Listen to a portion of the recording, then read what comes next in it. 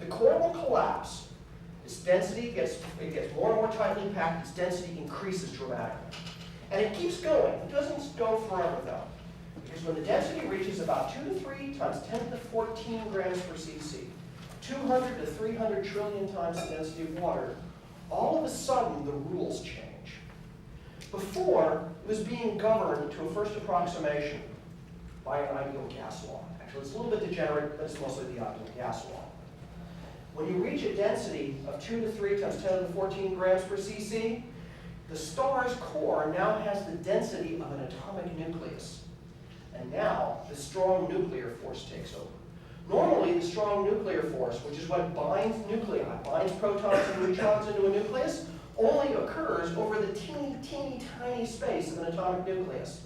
But now, the collapsing core is one big atomic nucleus, in effect. The radius is now 10 kilometers. The strong nuclear force comes into play. So when we started a tenth of a second ago, we were 3,000 kilometers across at 10 billion times the density of water. And just a little over a tenth of a second later, we're 10 kilometers across. We've gone from the size of the Earth to the size of Columbus in a tenth of a second. The surface of that collapsing core is moving at 1/10 the speed of light. The strong nuclear force comes into play. The strong nuclear force has a very strong property. What's called the inner core force is repulsive, not attractive. And so the thing is basically slamming down at a tenth the speed of light, and all of a sudden the rules change. The equation of state now suddenly becomes instantly repulsive. And the collapse has to go from a tenth the speed of light to 0. Well, it's not going to stop on a dime. It's going to collapse, and it's going to overshoot. The spring's caught. What happens when you let it loose? It bounces back.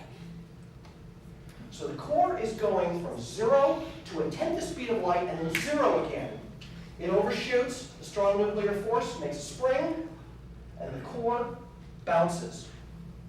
The core infalling envelope has also had the rug pulled out from underneath. The core literally falls out from underneath the inside of the envelope. And whoa, where'd my core go? What's it going to do? There's nothing to stop it. The outer envelope begins free-falling, chasing the core as it begins to collapse.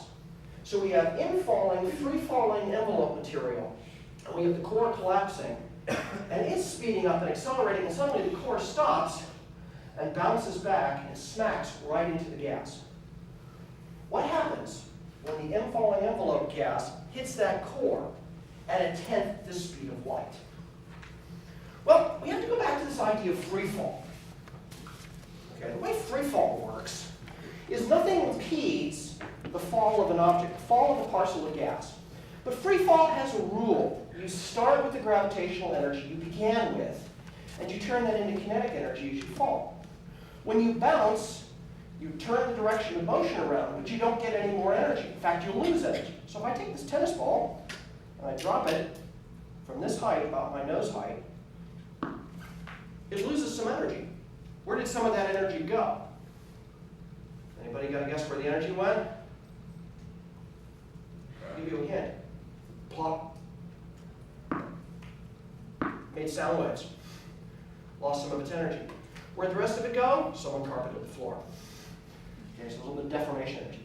So I free fall, I can only come back a little bit. But I've also got the core falling. And the core springs back.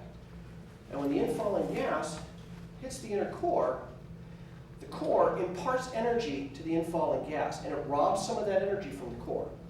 So if I drop the basketball, an NCAA regulation basketball at the proper inflation, not the Patriots here, they go down, and I bounce back. What if they come down and catch the bounce? You all set there? You rob energy from the bouncing core, and you impart it to the envelope. So the outflowing, no, you can't keep that. So just one more time, just so you can see that. Now this is not exactly the physics that's going on. It's a lot more complicated, as you might imagine.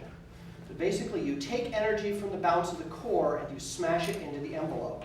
You blast the envelope off.